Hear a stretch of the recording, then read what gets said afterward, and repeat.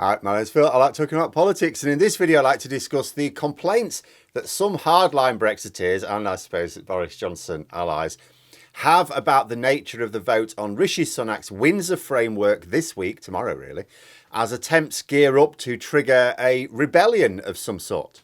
But first, if you'd like to be notified of daily news and politics, please subscribe to the channel and click the bell notification icon. So, before the announcement of the so-called Windsor Framework, which added some practical agreements on the implementation of the Northern Ireland Protocol, Tory rebels were hankering after a vote on whatever emerged. Sunak was tight-lipped on whether there would even be a vote, saying only that Parliament would get to express its views. Well, that could just mean a debate and no vote. Being clear, there doesn't need to be a vote. Legally, this isn't a new treaty, even though the Conservatives are trying to pretend that it is. In response to the musings of trade expert David Hennig on the opposition to the Windsor Framework from the DUP and some Tory MPs, Simon Hoare, who is himself a Conservative MP, said that people need to understand that it's either the Windsor Framework or the protocol. He said nobody wants to reopen negotiations, it's one or the other. Now, Mr. Hoare is probably trying to be the voice of reason here, but every word in his tweet is a lie. I don't know whether it's a well-intentioned lie or if he's genuinely ignorant, but what he said was completely untrue. It's not a choice between the framework or the protocol. The framework doesn't replace the protocol. It's not an alternative. It's just a more detailed agreement on some of the aspects of the protocol. It amends it a little once the framework's applied in law, but the Northern Ireland Protocol will still exist. It'll still be there. In fact, if you wanted to make such major changes, or even repeal the protocol, if you were actually replacing the protocol, you would need a full debate in Parliament and votes as well, because it's part of the EU Withdrawal Agreement Act 2020. It's primary legislation. If the Windsor Framework were actually replacing the Northern Ireland Protocol, it would be changing primary legislation, and you'd need a full parliamentary process to do that. But this is the great con. What they're trying to do is say to the public, look, Boris Johnson and David Frost gave us the Northern Ireland Protocol, but they were a bit crap, and it didn't take long for them to realise that it was no good. Unfortunately, as luck would have it, they only realised this after winning a general election with a campaign to implement the deal, legislating for the deal, and then leaving the EU using the deal. All very unfortunate, very sad. So Rishi Sunak, in his infinite wisdom, achieved the impossible and came up with a completely different agreement, the Windsor Framework, which put right all the mess that the original clowns made of it. But it's another Tory smoke and mirrors game, one which will, of course, work on the Brexit supporting public. As long as the media don't tell them, they'll be happy as Larry. But it doesn't necessarily work on the actual MPs. There are Tory MPs who know what's going on. They want the economic turmoil which would have resulted from using the Northern Ireland Protocol Bill and the ensuing trade war. Either that, or they just fundamentally don't understand how trade borders work at all, and they think they can have their cake and eat it. But either way, they and their sponsors made a fortune from the instability in the UK financial markets during the Brexit process. They haven't finished squeezing us dry yet. It's no surprise that they backed Liz Truss. Some of these MPs are now complaining that Sunak is taking the mickey by attaching the vote on the framework to what they say is a cursory debate on an issue this Wednesday. They say that they were expecting a vote on the overall Windsor Framework, whereas what the government are doing is giving them a series of debates and votes on the statutory instruments that the government are going to use to apply the agreement. So this week there's to be a vote on the Stormont break. This is the Windsor Framework's equivalent of Article 16 of the protocol, something which is designed to give the impression of control, but in reality you can't really use it, not sensibly. The government has said that they consider the vote this Wednesday to be the vote on the overall deal, even though it's only on a little bit of it. And the more hardline Brexiteers are complaining that it's all a fiddle. However, they don't really have anything to complain about. The reason they're mad is because Sunak has outmanoeuvred them. The reason I say this is because MPs can trigger a vote on anything they please. They don't have to, they're not subject to the government. The government don't just, they decide most of the votes in Parliament. But backbench MPs can have debates and votes if there are enough of them wanting it. The reason Sunak is having any vote at all on the framework is not, as I said, because he needs one, but because his MPs would trigger one if he didn't offer one. So if he'd If he hadn't offered a vote at all, any vote at all, a group of backbenchers would have forced one, along with a load of moderates support who would go, well, we're happy with it, but we should have a vote. You know, Sunak would have looked like he was trying to avoid scrutiny. He would have faced a serious rebellion. It would have been preferable for Sunak to have just announced the agreement and moved on. He'd have preferred no debate and certainly no vote on any part of it in Parliament.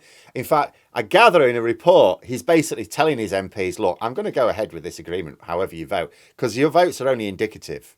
They don't mean anything, which is true. So it wasn't feasible for Sunak to deny them a vote completely. So what he's done is the bare minimum to satisfy enough of his MPs, leaving the small number of extremists out on a limb. What's happened here is that Sunak is presenting a show of Parliament having its say, and that's good enough for the vast majority of Tory MPs. I imagine most of them just want to put this whole thing to bed. They just don't want to look like they've not been part of the process. After this week, they can say to their constituents, most of whom have no idea what any of this is about, that Sunak's agreement is better than the protocol, even though it's just an addition to it. And almost all MPs were happy enough to vote it through with a massive majority. So it's, it's cross-party support, all the rest of it. If there was any significant level of disquiet about the way the government were using the votes, a group of them could easily go to the Backbench Business Committee with a motion and go, there's a load of us want this debate and vote. Can you arrange it, please? To which they would go, well, there's a lot of you, so yes. If enough MPs support the motion, the substantive motion, which includes a vote, would be given priority over more poorly supported applications. It's really that simple. The reason some MPs will be frustrated with what Sunak has done here is they've been played. Sunak is making MPs have their main say on the framework with a vote on the Stormont break. Difficult to rebel, not impossible, and some are definitely doing it, but difficult to rebel against an aspect of the agreement which purports to give people in the UK the ability to veto new EU rules. If there'd been a definitive framework vote on an individual aspect of it, they'd have preferred a more controversial element. But Sunak hasn't given them that.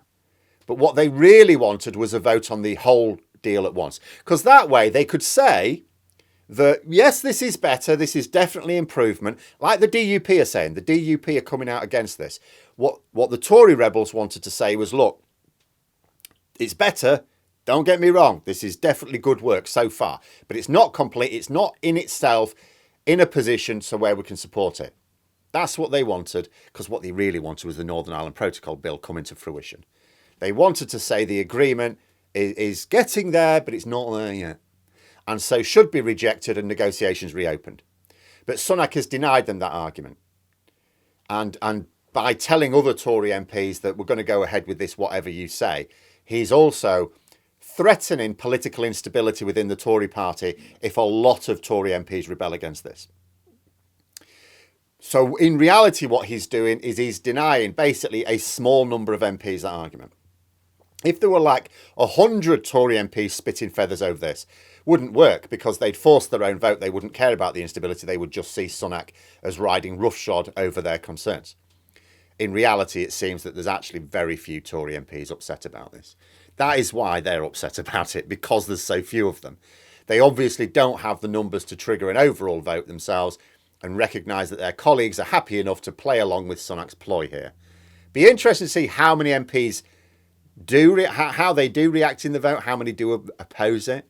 We know that the DUP are going to vote against it. Boris Johnson said that he doesn't see how he can support it, meaning he'll probably just abstain. What he really wants is to get the nod from dozens of Tory MPs that are prepared to vote against it and lead that rebellion against Sunak. That's what he wants. But it doesn't look like he's going to get it.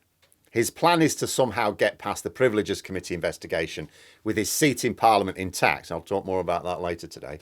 Then make a bid for number 10 again this year. The problem is it's just not feasible, is it? I saw a report saying Johnson's allies are banking on the support he got during the last leadership contest. But, I mean, that's not enough. To topple Sunak, he needs more than half the parliamentary party to support him. Just over 100 doesn't cut it. And also, he's not going to have the support of all those 100-odd MPs, because most of them recognise that even if they thought it would have been better to have gone back to Johnson after Truss rather than with Sunak, having another leadership contest now would shatter public trust in the Tories. Game over. You can never say that Johnson has absolutely no route back to Downing Street, because the decision is ultimately down to just over half of all Tory MPs. If just over half of all Tory MPs decide they want Boris Johnson back, they can get Boris Johnson back. And you can probably say that just over half of Tory MPs are probably mad or stupid enough to do it under certain circumstances. It's just that you just don't see the circumstances aligning here. The sheer number of ducks that Johnson needs to line up in order to achieve this almost impossible feat means that the chances of it happening are basically zero. But narcissists don't really calculate probability, do they? So what's going to happen is that Johnson's going to keep trying to trigger a Tory civil war. He wants to start with the vote on the framework tomorrow. If that fails, his next window is the local elections. But even those look like they might go better than expected, because Sunak actually is succeeding in persuading a lot of people that his government is fundamentally different to Johnson's. I mean, it's not. It's basically the same cabinet and the same policies. But voters don't necessarily pay much attention to that.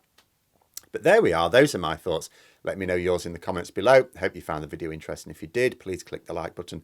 And if you'd like to support the channel further, the join button for memberships. And until next time, I'll see you later.